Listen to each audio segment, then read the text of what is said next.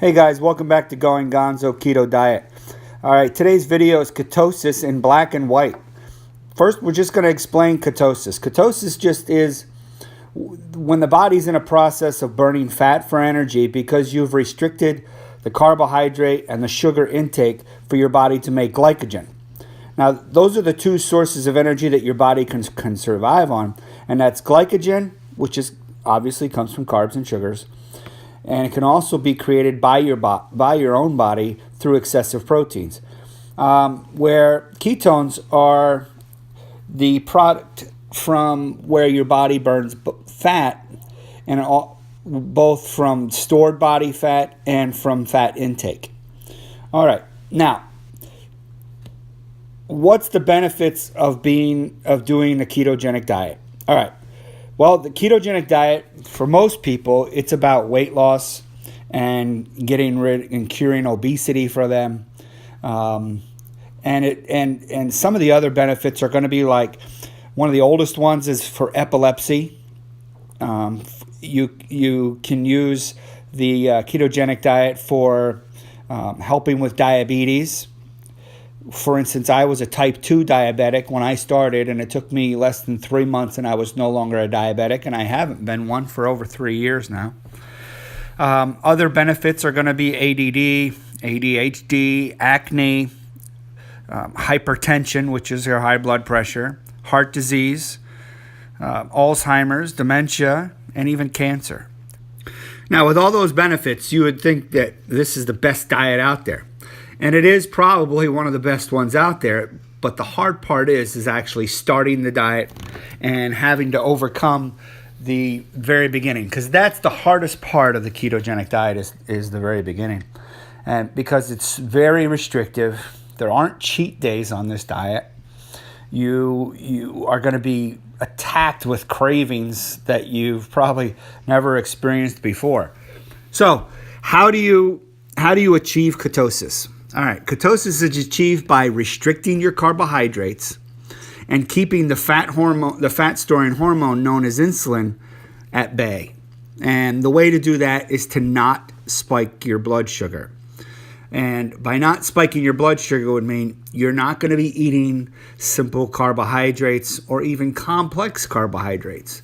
There's going to be a few times when you're going to eat them, and they're going to be in leafy green vegetables, and that is what I recommend in the very beginning, just the leafy green vegetables.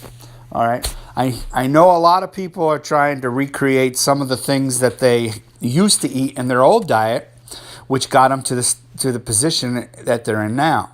Like, for instance, people are talking a lot about cauliflower pizzas and grilled cheese sandwiches, and they're making them out of keto friendly ingredients, which is great, and that is awesome. But the problem is when you're starting the ketogenic diet, you're really motivated.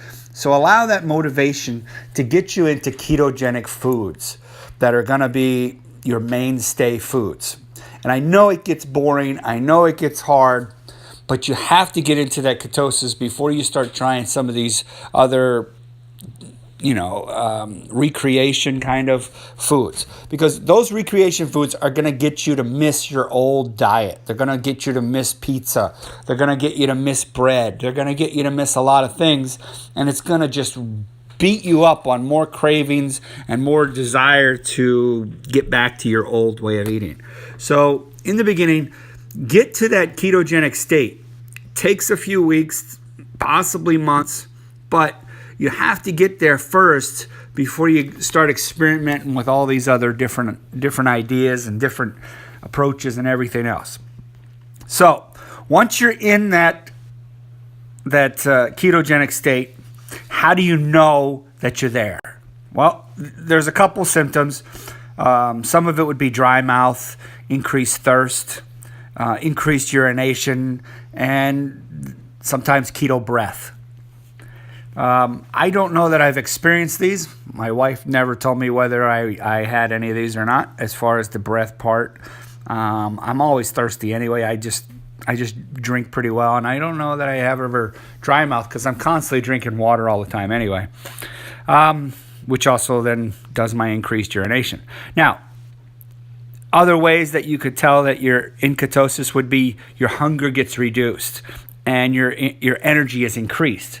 A lot of people are getting that reduced hunger, and they're mistaking that for being in ketosis. The ketogenic diet will give you that reduced hunger, but you can't just eat very little during the day and hope that your body will utilize your body fat for energy, because your body won't until you're fat adapted, and that could take months. You have to teach the body to utilize fat for energy first before you start going into a severe starvation diet, and that's what you would be doing if you decrease your overall intake of food. All right, so don't mistake under eating for you being in ketosis, because under eating is just as dangerous as overeating.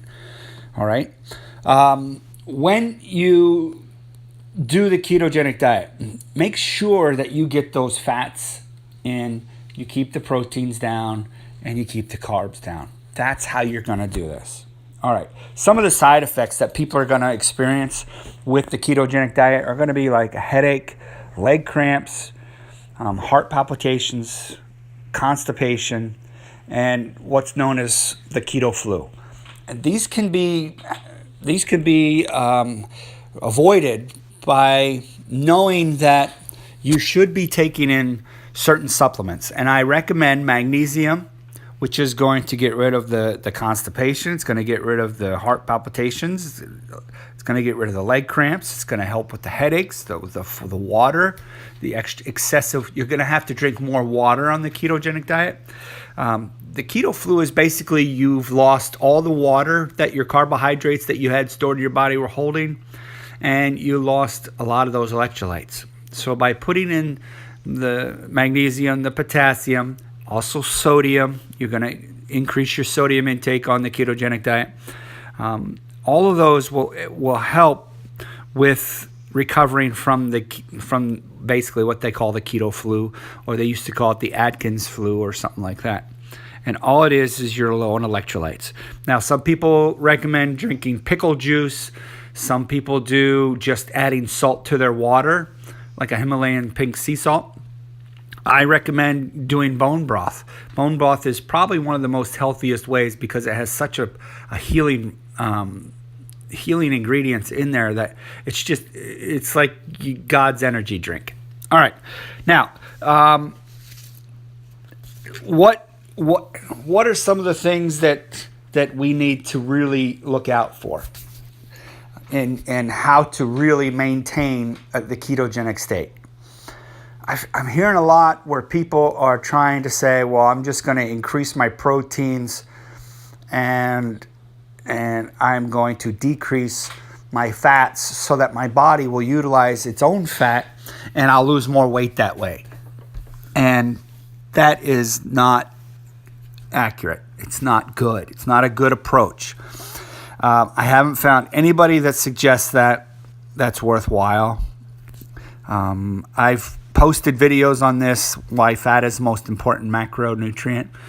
I've looked it up through various sources.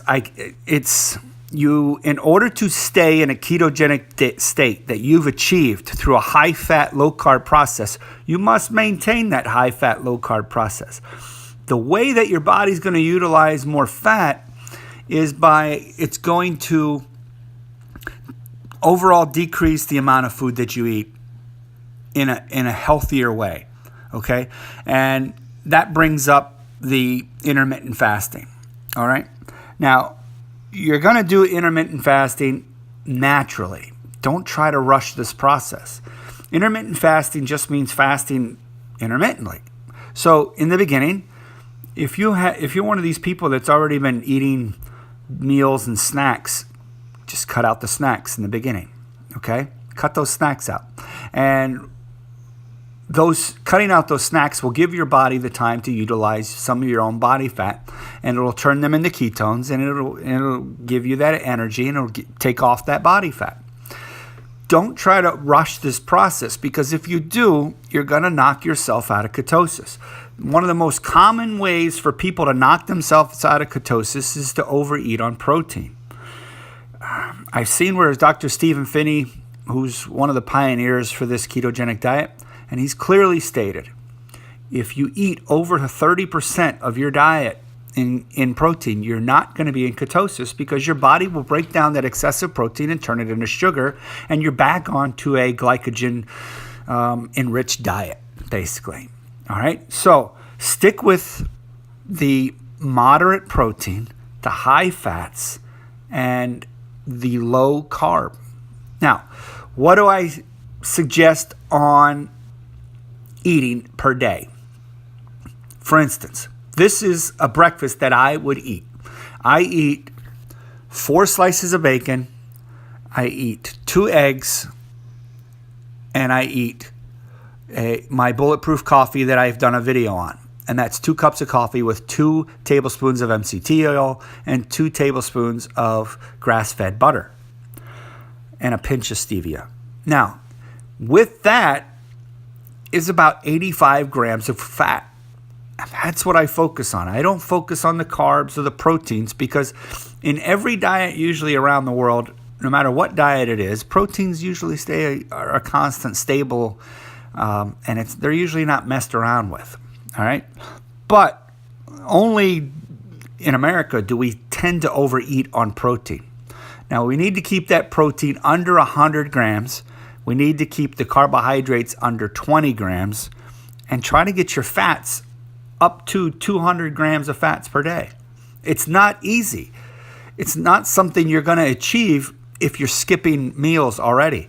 You have to get the body to realize that you're on a high-fat diet, because if you take away your energy source of glycogen, which is your carbohydrates and your sugars, and you're giving yourself an energy source of ketones, you have to give your body the fat for your body to realize what it's doing. So your food intake needs to show that you're eating fats. So eat the fats.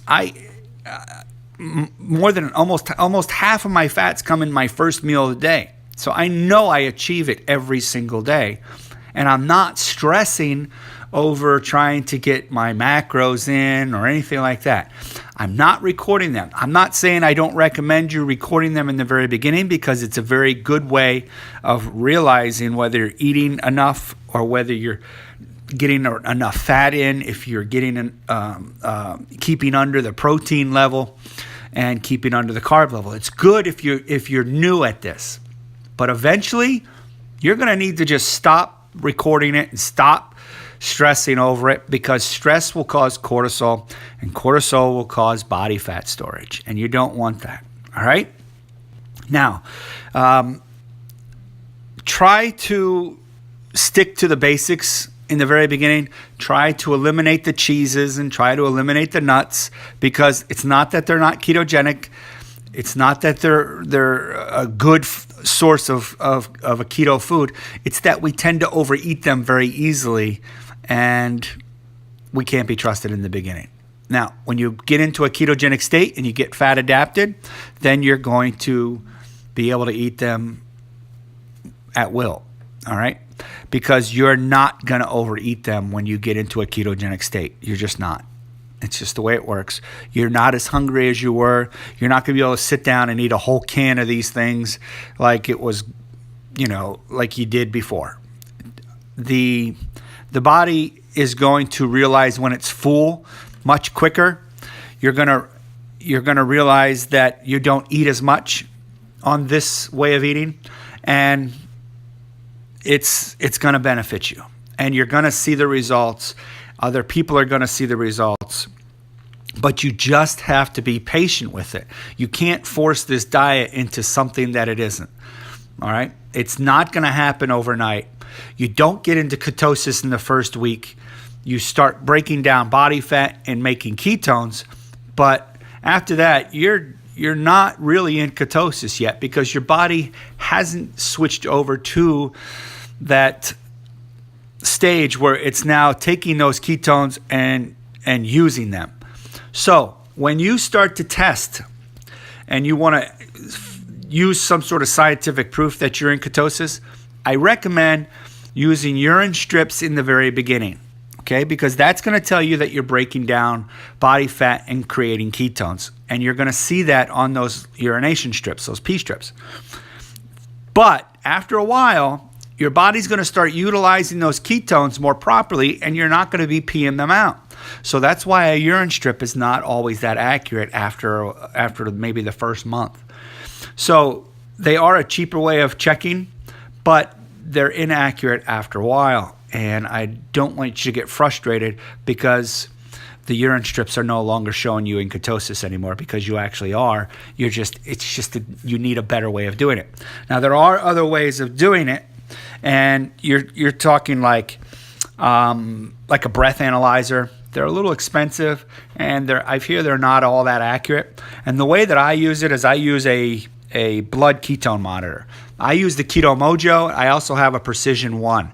I find that the Keto Mojo's test strips are much cheaper, probably about a third of the cost of the Precision 1. But it's your choice. You decide which one you want, and you could look at the things on Amazon and see which one would best suit you. With the Keto Mojo, I test in the morning before I eat. I think that's the best time to do it because you haven't eaten, you've gone through a fast. I want to know what my ketone levels are at. Now, what are ketone levels? You're producing ketones at any point if you read any number on there at all. Now, to actually signify that you are in ketosis would be 0.5. That is ketosis. Now, from 0.5 to 1.5 means you're in ketosis, but you're not at an optimal level of actually utilizing body fat yet. And then from a 1.5 to 3, you're really burning off fat.